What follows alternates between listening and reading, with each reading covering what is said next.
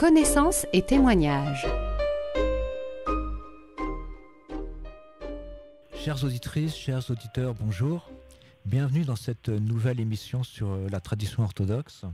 Donc aujourd'hui, j'ai la joie de recevoir le père Marc Génin. Père Marc, bonjour. Bonjour Didier. Donc je rappelle, nous avons déjà fait quelques émissions ensemble. Je rappelle que tu es prêtre orthodoxe en banlieue parisienne, avec Oui. un ministère dans le monde carcéral. Oui. Et aujourd'hui, nous allons parler de la spécificité de l'orthodoxie. C'est-à-dire que Oui. en fin janvier, nous avons toujours des rencontres œcuméniques entre différentes confessions, Oui. qui mettent l'accent sur les richesses et de la diversité des différentes confessions chrétiennes. Oui. Et aujourd'hui, nous allons parler plus particulièrement des caractéristiques de l'approche orthodoxe. Ça. Donc, Alors, oui.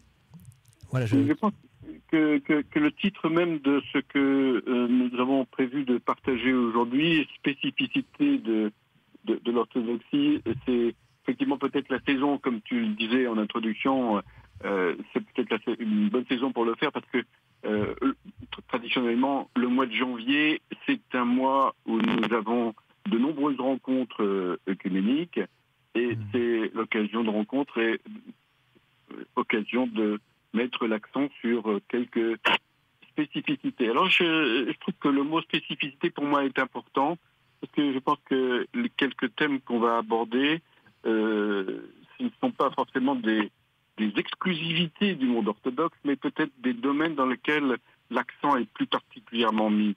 Et pour moi, c'est important de le dire comme ça, et dans nos échanges justement œcuméniques, on met bien l'accent, marquer toujours les différences, c'est pas forcément très très constructif. C'est important de voir peut-être le domaine dans lequel on est peut-être plus particulièrement attentif.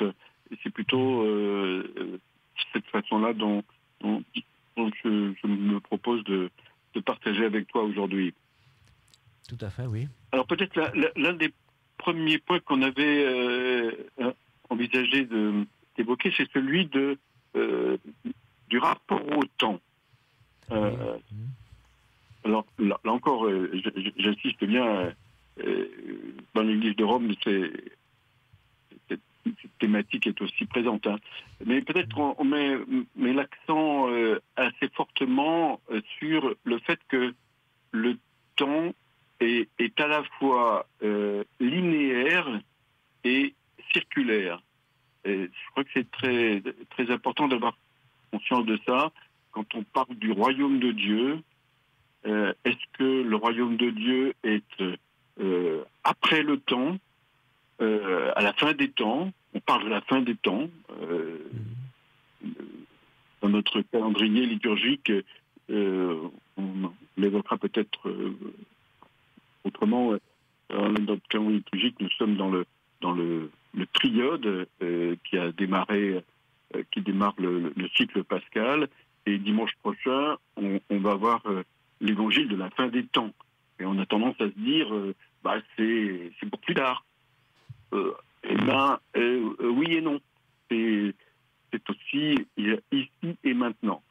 Et le fait qu'on vive le rythme liturgique de façon cyclique, où tous les ans, on va revivre les mêmes thèmes, est vraiment tout à fait extrêmement important.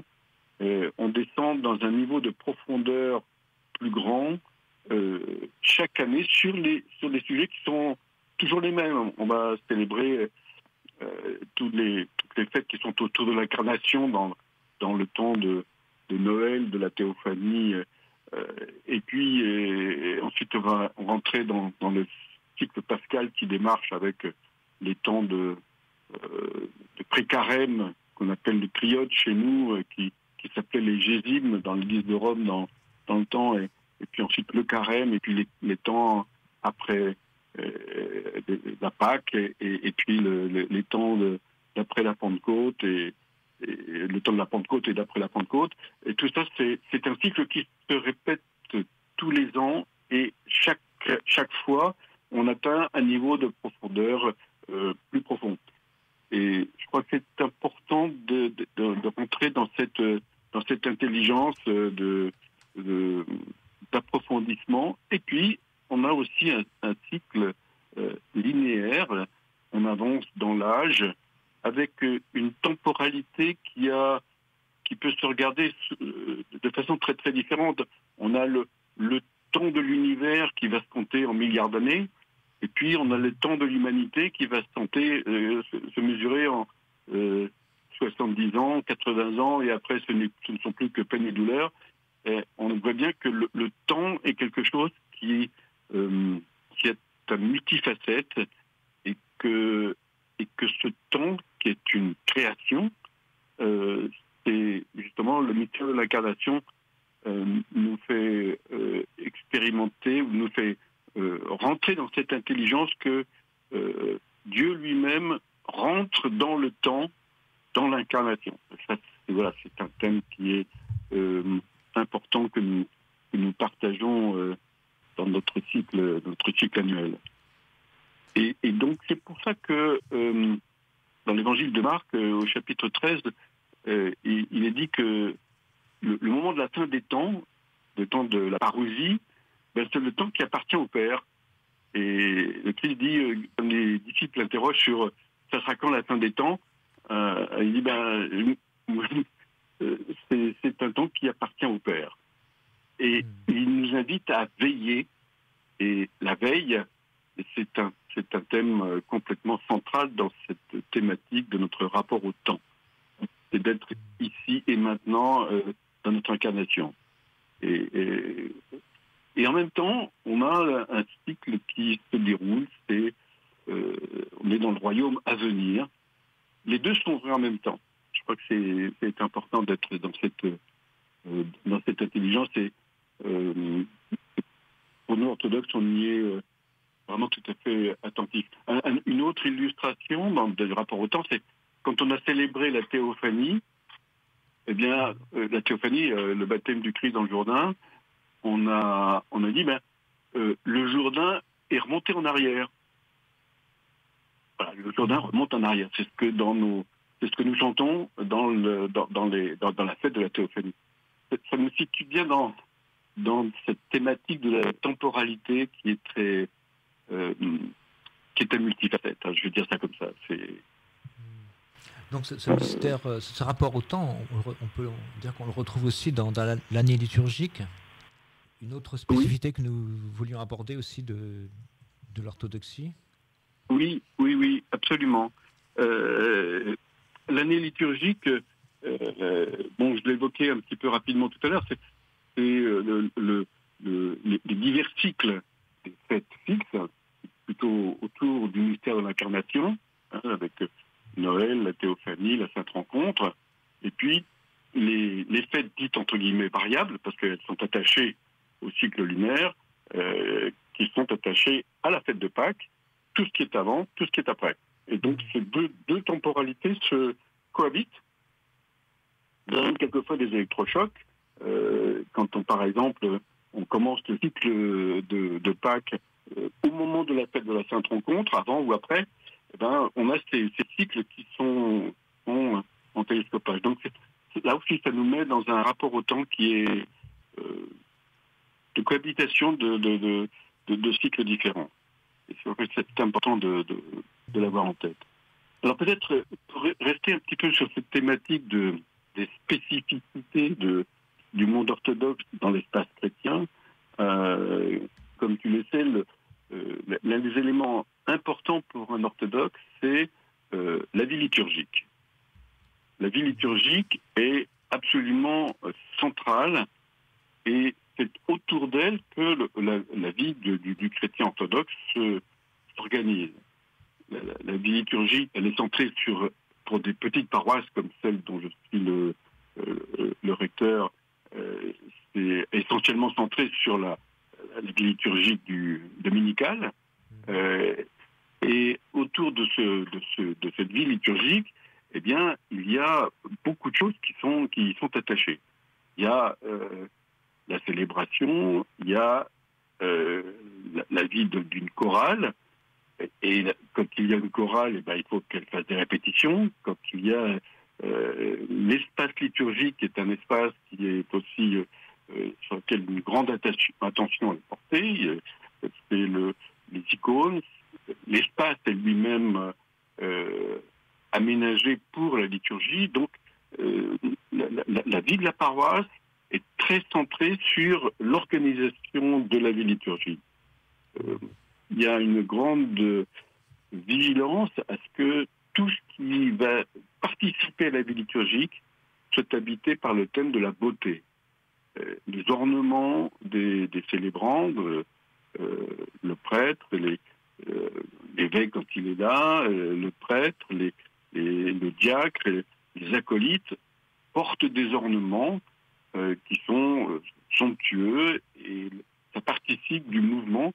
Les déplacements dans l'Église doivent être harmonieux. On apprend aux jeunes acolytes à se déplacer de façon harmonieuse quand ils manipulent des cierges, quand bien, tout ça, ça contribue à la beauté. C'est une thématique qui est extrêmement importante où la personne qui participe à la vie liturgique, y participe, totalement, c'est-à-dire y compris corporellement. Le corps est une décomposante importante de la vie liturgique. La gestuelle, les mouvements, les déplacements sont très importants dans la vie liturgique. Alors, pour certains, on va dire, on ne fait que ça, quoi.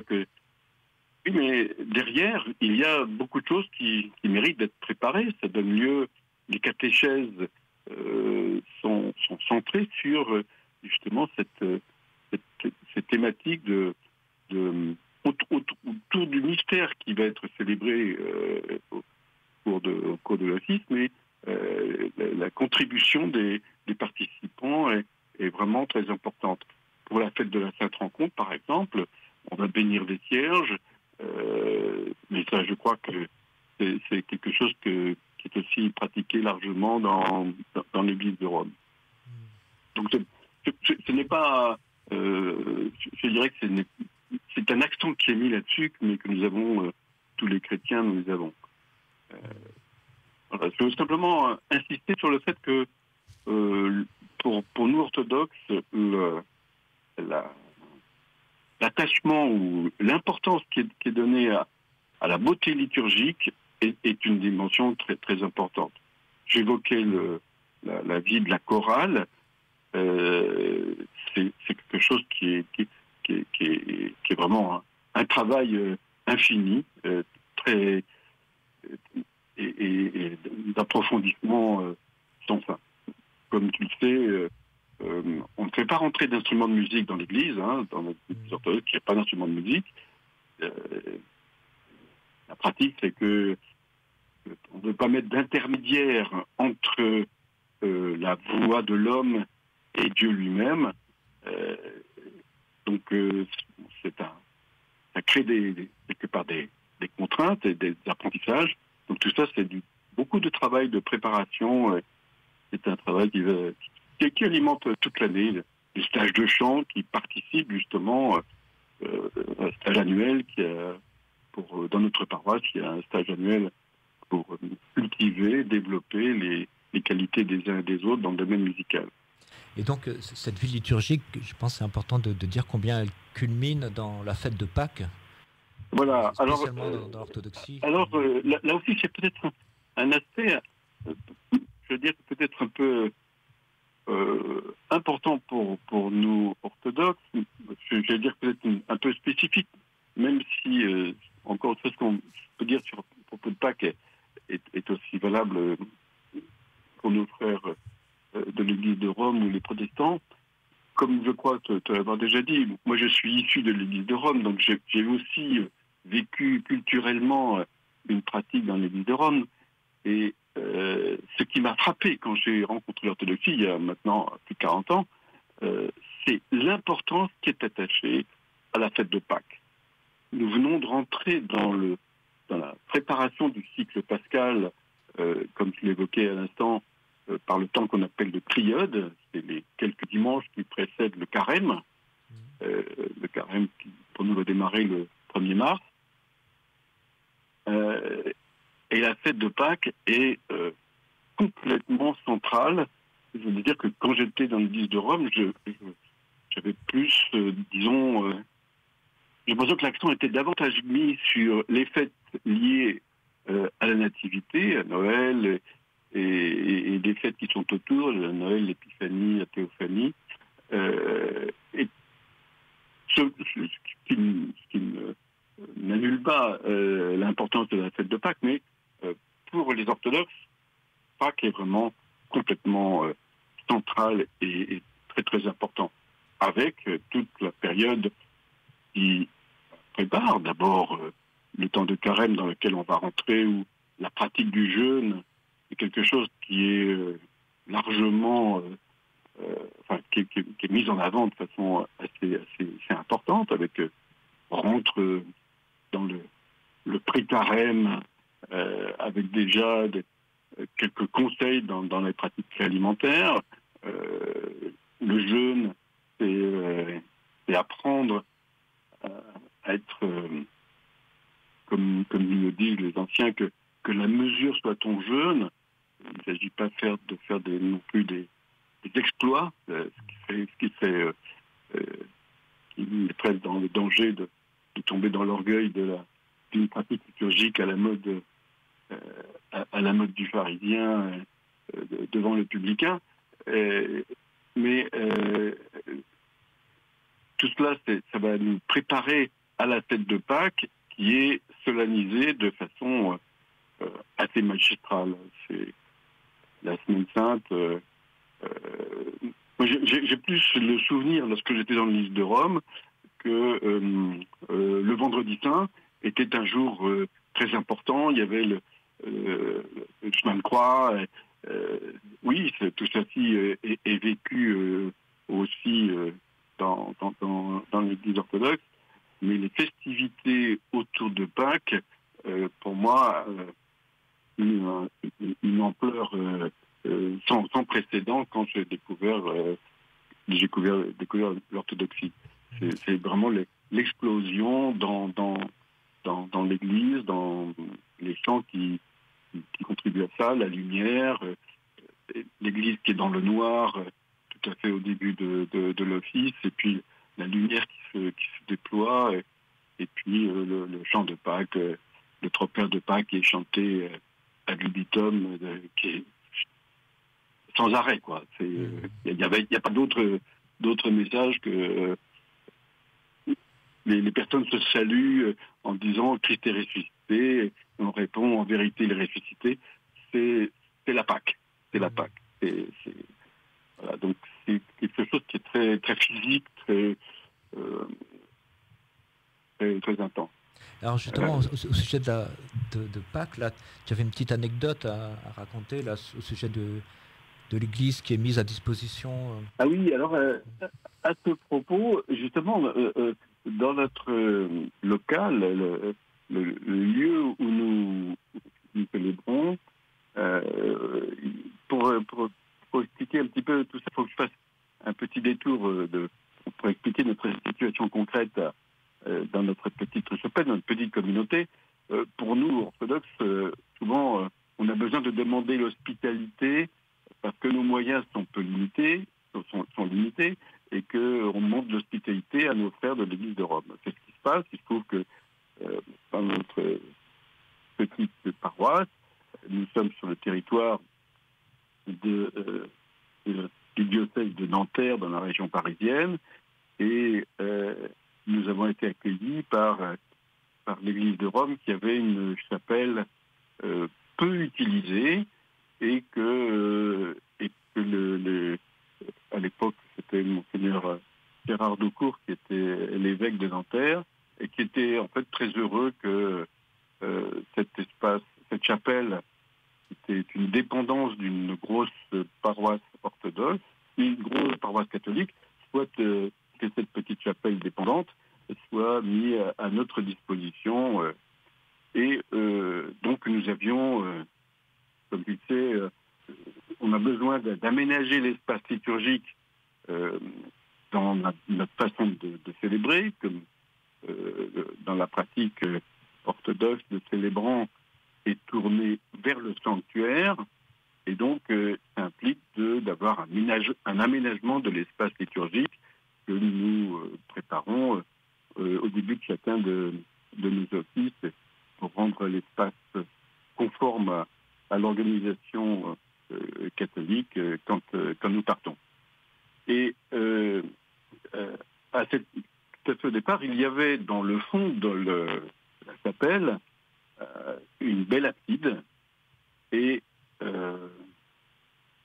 un jour, j'ai un fidèle de ma paroisse qui vient me voir et me dit Père Marc, c'est pas possible, on ne peut pas continuer à célébrer comme ça, parce que dans le fond de l'abside, qu'est-ce qu'il y avait? Il y avait une immense croix dans le fond de l'abside.